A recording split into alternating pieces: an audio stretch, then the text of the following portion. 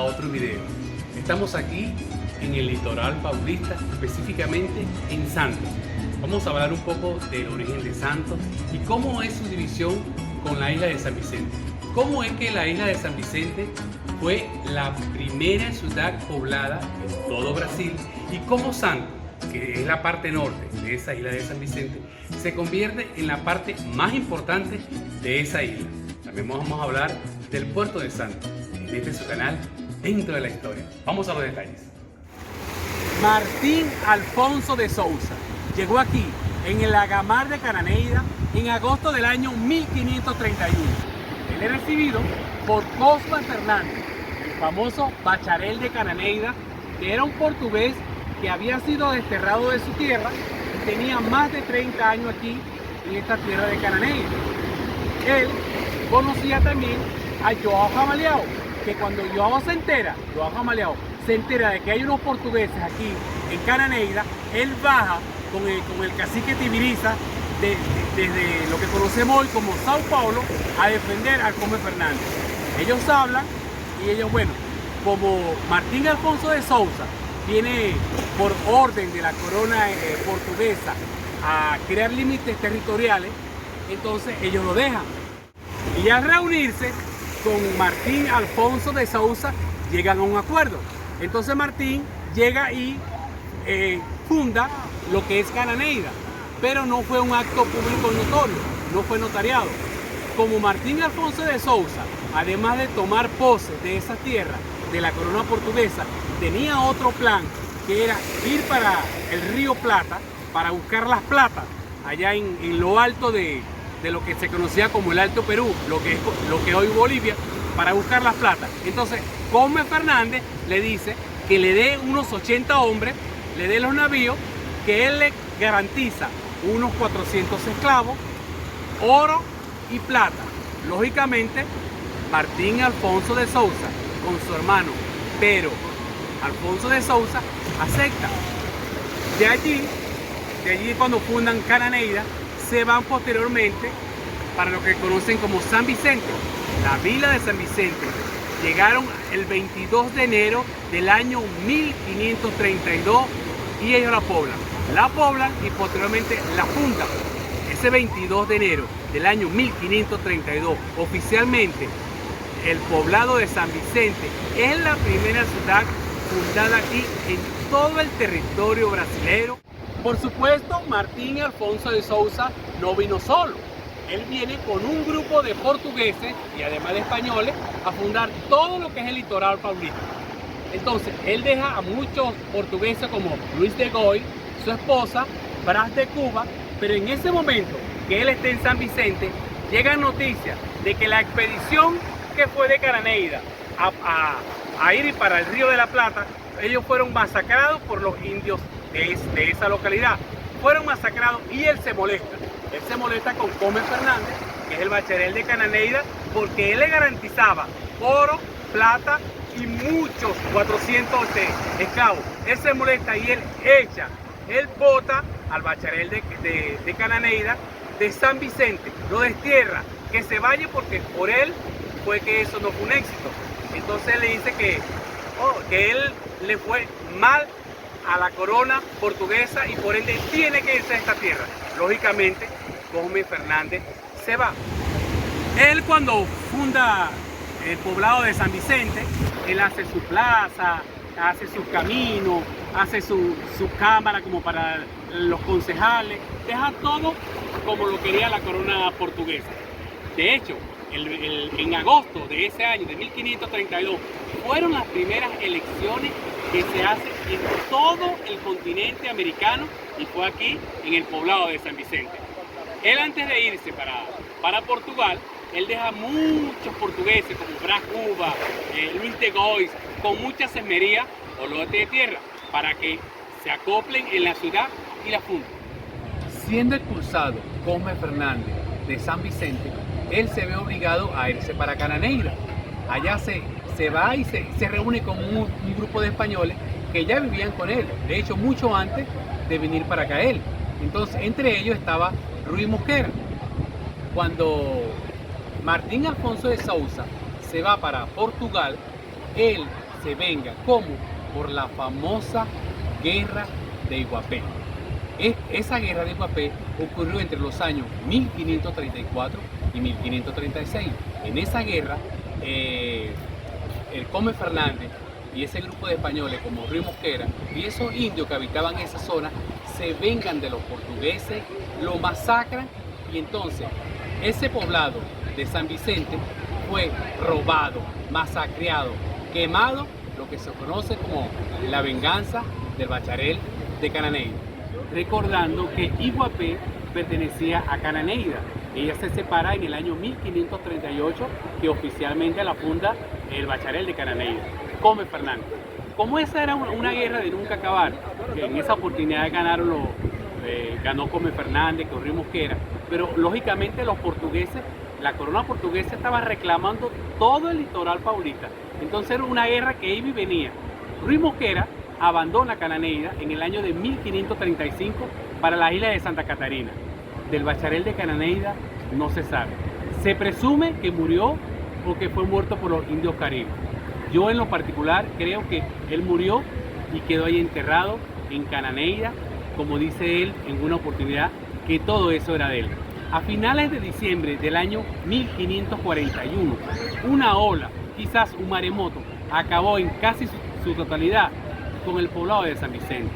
Fue parcialmente destruida, lo que obligó a muchos pobladores a irse al norte de la isla, es decir, al Enguaguazú, lo que posteriormente se conoció como Santos. En la parte norte de la isla de San Vicente, Luis de Gois, en el año de 1543, así en un cerrito en lo alto, él funda una iglesia en honor o una capilla, mejor dicho, en honor a Santa Catarina. Ese mismo año, Bras de Cuba, quien había recibido en el año de 1536 el mayor lote de tierra en todo el litoral paulista, él, pensando que si se traía el puerto de San Vicente, si se lo trae para la gamar del Enguaguazú, era mejor porque era ahí los barcos podrían atracar mejor, además de que los piratas, que en aquella época era muy común, el pueblo lo iba no iba a haber muchos piratas, pues el pueblo iba a proteger a sus navíos. Entonces él, con esa idea, entonces él agarra el muelle de San Vicente y lo traslada a la estancia del Enguaguazú. Eso fue el primer tramo. Ahí se funda el primer tramo, que era donde estaba el balongo. El balongo es una expresión, es una palabra indígena que se decía cambio de venta de esclavos. Ahí se vendían esclavos. Y eran así, ahí llegaban los barcos y eran unos trapiches que eran como unos puentes de madera. Entonces ahí hizo el primer tramo de lo que posteriormente se conoció como el Puerto de Santos. Ese mismo año, en el año de 1543, el mismo Bras Cuba, él hace en la bahía, él hace como un hospital para abrigar a los enfermos que venían de los barcos o de la misma población. Eso fue en el 1 de noviembre del año de 1543. Ese mismo año se traslada el muelle de San Vicente para allá, funda ese hospital y Luis de Gois hace la capilla, lo que da origen al poblado de Enguaguazú, que posteriormente se conoció como Santos. El hospital inaugurado por Bras Cuba, de nombre La Casa de la Misericordia de Todos los Santos, fue el segundo hospital construido aquí en toda la República de Brasil, ya que el primero fue construido 3 años antes, en el año de 1540, allá en Pernambuco, el de la Misericordia de Olinda. Y a ese hospital de Pernambuco no está en pie. Este hospital de Santos es el más antiguo en toda la República Federativa de Brasil.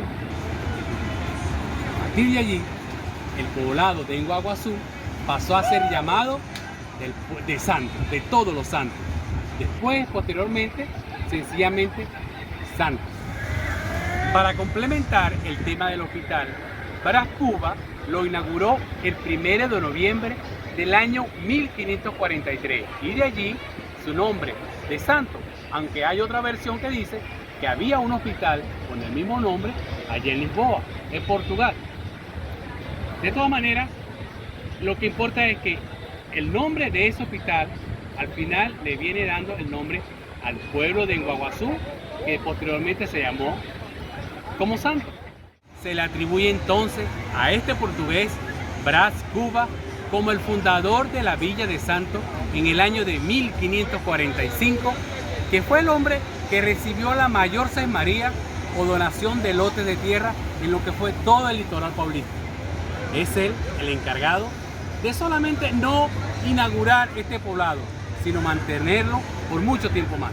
En el año de 1792, el gobernador del estado, Bernardo José María de Lorena, dada la alta actividad azucarera que había en la región, él inaugura la calzada de Lorena para que los muares o las mulas le fueran más rápido y mejor el traslado desde el interior de Sao Paulo hasta el puerto de Santo. De esta manera se convierte la calzada de Lorena en el primer corredor de exportación de todo Brasil, desde el interior de Sao Paulo hasta el puerto de Santo. Eso fue en el ciclo del azúcar. Aunque acabe mencionar que en el ciclo del azúcar, el estado de Sao Paulo no era el más bendito de todo Brasil. Era Pernambuco y la zona nordeste del país la que eran bendecidas, dado que el suelo era mejor para ese cultivo de la caña de azúcar. Solo que aquí también se cosechaba, y el puerto de Santo empezó a agarrar una gran importancia porque reclamaba ese puerto toda la producción azucarera de azúcar de Sao Paulo, para que no fuera más para allá, para Río de Janeiro, sino que se quedara aquí en su puerto de Santos. Terminado el ciclo del azúcar y el ciclo del oro, llega a Brasil, y específicamente en el estado de Sao Paulo, el ciclo del café. El ciclo del café fue un periodo económico muy importante, no solo para Brasil, sino para todo el estado de Sao Paulo.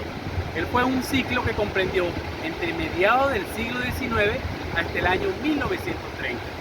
El estado de Sao Paulo, específicamente el oeste de Sao Paulo, se convirtió en el mejor y mayor productor de café, no solo de Brasil, sino del mundo entero, lo que revestía una alta importancia para que el puerto de Santo mejorara su recepción de mercancía para exportarla para todo el mundo. Al convertirse el café en el motor comercial de la economía brasileña y tal vez en el mundo entero, eso hace que el gobierno imperial, todavía estaba el imperio aquí en Brasil, hace que para mejorar el traslado de la producción de café desde el interior de Sao Paulo hasta el puerto de Santo. Entonces la calzada de Lorena ya no era bien. Entonces ellos hacen la estrada de hierro o la estrada de ferro, mejor conocido como la estrada Santo Jundiaí, lo que iba a traer el café, la producción cafetera de todo Sao Paulo por cerca de 4 horas. Por supuesto, el mundo demandaba más café y demandaba más rapidez. ¿Eso qué generó? Generó que no solamente el puerto de Santo ampliara su puerto como tal, sino que el estado de Sao Paulo generara una economía grande que movía el comercio y la economía en todo Brasil. Como el ciclo de café duró casi un siglo, 100 años, ya no era tanto traer la producción cafetera desde el oeste de Sao Paulo hasta el puerto de Santo, no, ya lo traían rápido. Ya era cuestión de mejorar el puerto de Santo. Se necesitaba un puerto emergente, un puerto grande, porque así lo demandaba la producción cafetera. Lo demandaba el mundo y el puerto de Santo necesitaba ampliar. Y es por eso que el gobierno imperial hace una concesión para dar por 90 años el puerto de Santo para quien lo trabajara y lo ampliara. El puerto de Santo es un puerto estuario localizado entre los municipios Santo, Guarujá y Cubatão. Es el puerto más grande y más importante de Brasil, es el más grande de Latinoamérica y es uno de los más grandes del mundo. El 26 de enero del año 1839, Santo fue elevado a ciudad. Bueno amigos, si te gustó el video, dale like, comparte, suscribe para que estemos juntos dentro de la historia.